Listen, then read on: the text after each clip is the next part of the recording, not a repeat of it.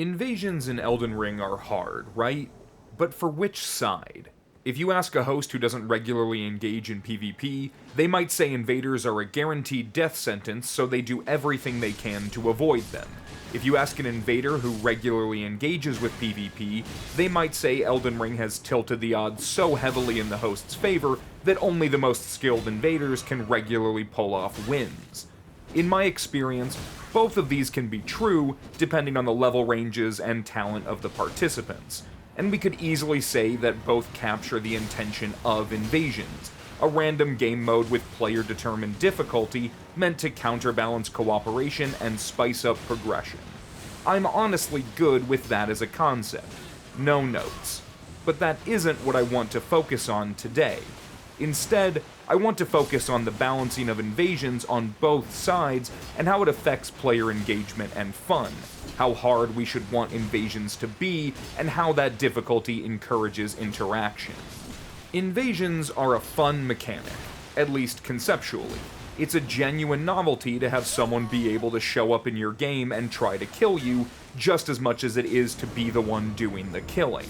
It's the kind of fun you just can't get in basically any other series, and it's a defining trait of true Souls games. And tonally, invasions may be the most appropriate and reinforcing trait of those games. Regardless of whether or not we're talking about Demon's Souls, or Dark Souls, or Bloodborne, or Elden Ring, each of those games want you to feel uneasy and uncertain about your standing in the world. You're not supposed to beat most things first try, nor are you ever supposed to feel unstoppable. They're challenging games that demand their players apply themselves and adapt to new situations. How they approach that challenge varies, but it is there all the same.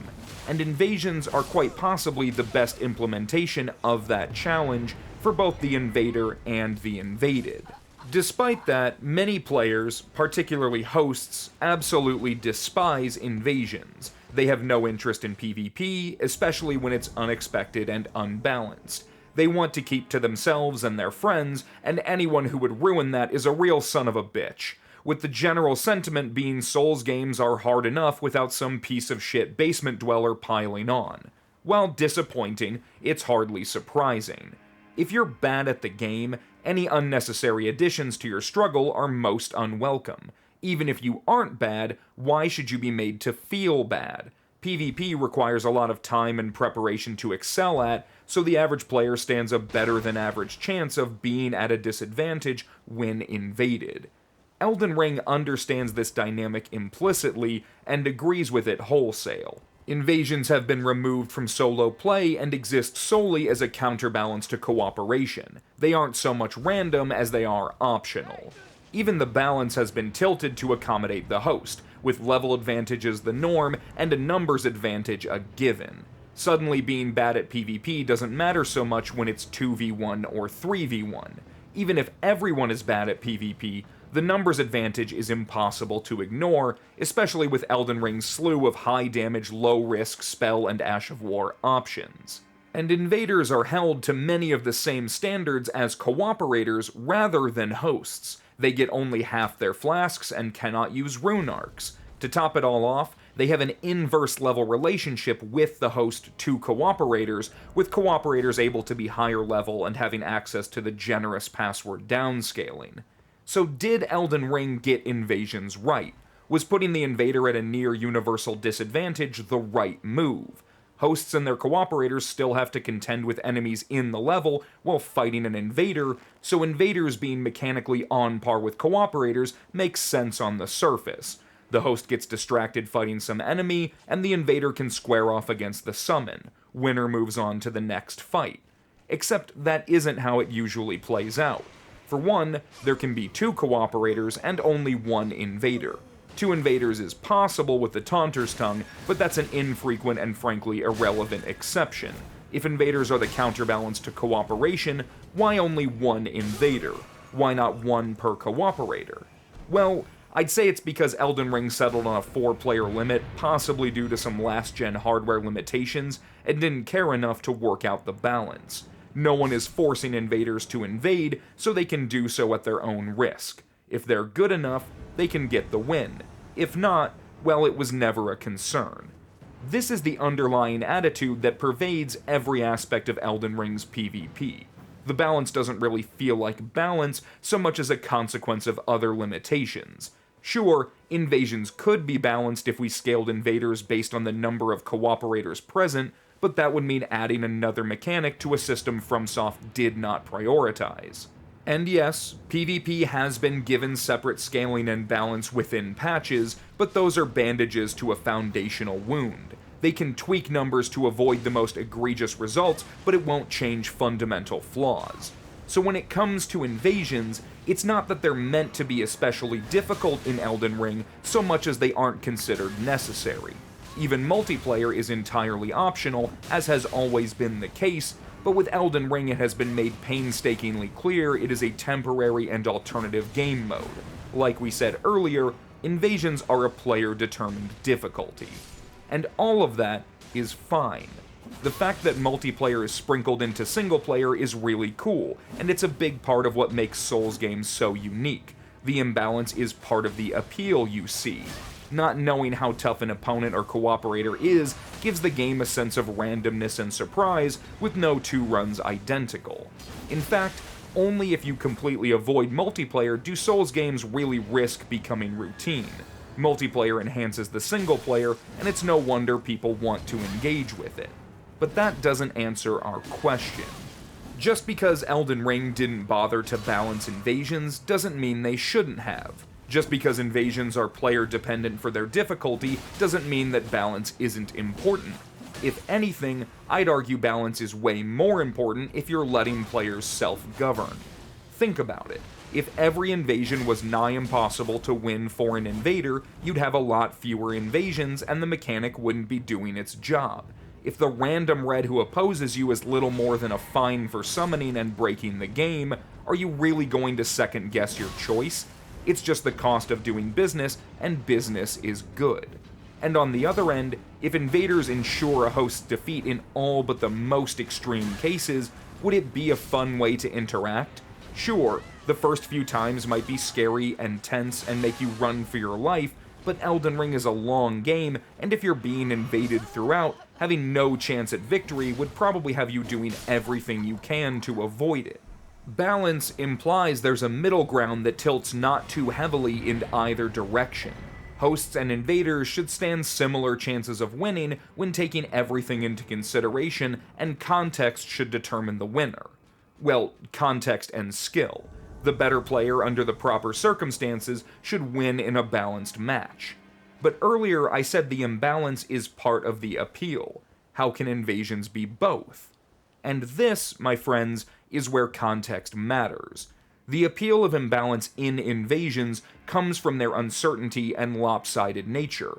You aren't fighting an opponent in a flat circle with no enemies around. You're fighting suddenly, in the middle of whatever else you might be doing. Think of it like running a race, except at any point in time, a challenger can arrive via a shortcut and try to run you off the track. It's unbalanced because it isn't presumed to be fair or on even footing, but that doesn't mean it can't have balance within. I know, I'm being needlessly complicated, but that's what I do. If you want to fight about it, leave a comment threatening me for my political beliefs. But seriously, while invasions are inherently unbalanced, there can and should be a balance to how far out of alignment. Invasions only work in a PvE-VP context. If the host team can focus on an invader without enemies or the level getting in the way, the invader will very likely lose. Watch enough footage of gank squads and you'll see what I mean.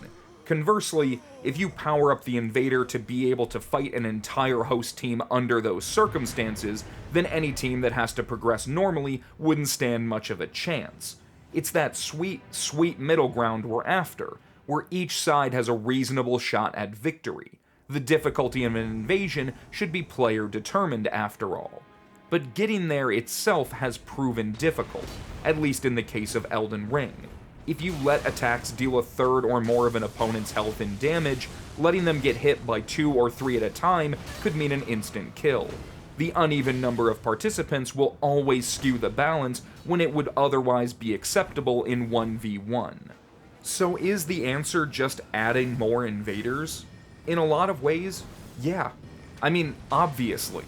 I've talked about it to death, but the lack of 3v3 or even 4v2 really damages the balance and fun of invasions. It's okay for invaders to be held back because they have inherently less to manage, but when the only option is for them to be overrun by even remotely competent opponents, it gets old fast. I'd go so far as to say that the only real way I'm consistently winning invasions is when I have a substantially more prepared build and the host team isn't organized. If they all just ran at me, even when I'm at my relative strongest, like in the case of a min-maxed low-level invader, they pose a serious risk.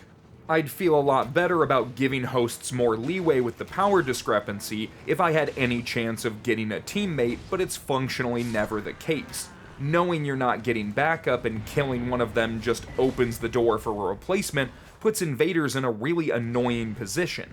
It makes it way sweatier to get kills consistently, or forces people into non-meta brackets to try and have fun.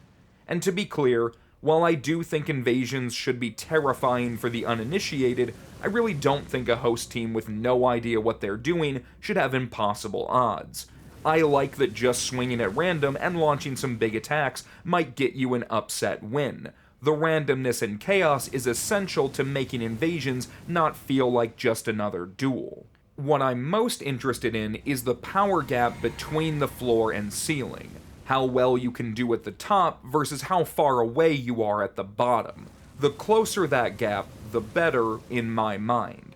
I want noobs to feel like they could have got them if they had just tried a little harder.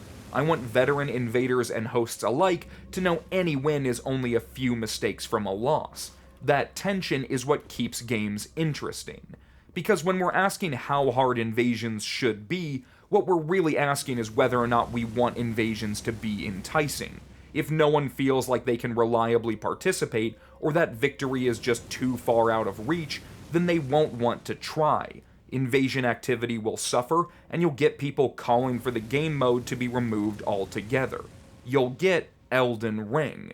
It's a disgraceful way to treat such a valuable tradition in our corner of the gaming world, and it pains me to know so many people feel this way. Invasions should be hard for both sides, as closely as we can manage. If I have 1,000 hours invading, I should have an easier time against a fresh team. If I'm not well versed and I'm going against competent opponents, they should probably get me. If everyone knows what they're doing and everything is working as intended, then it should be a tense toss-up. Elden Ring may have botched that, but there's always room for improvement in future games. And I'd say that all it really takes is some focus. It doesn't matter whether or not a ton of people currently care about or for invasions or even PvP in general. All that matters is that a developer is willing to dedicate themselves to the mechanic and entice people to interact with it. No one knew what invasions were until they experienced them. You can create a desire for something, even in people who are staunchly opposed to the idea. People grow and change. They can be taught to appreciate what they don't understand. It's on From Software, or another willing developer, to take up the torch of invasions as a serious and functional game mode. If you're the type of person who hates invasions and will never like them no matter how fun they get, let me know in the comments. And if you're the type of person who has lots of ideas about how invasions could be better balanced, let me know that too. I want to hear from everyone because this is the type of thing that affects everyone. Elden Ring may have stumbled, and Night Rain may not be the successor we need, but we have to believe we will get one someday, and when that day comes, I want invasions at their best. Like the video if you believe in the potential of invasions, dislike it if you think invasions were a mistake and should be abandoned now and forever, and subscribe to follow along on the journey. We've had an influx of subscribers recently, pushing us past 3K, so let me formally welcome you all to the channel. I really appreciate the support and hope you get something out of it. Until next time, thank you for watching.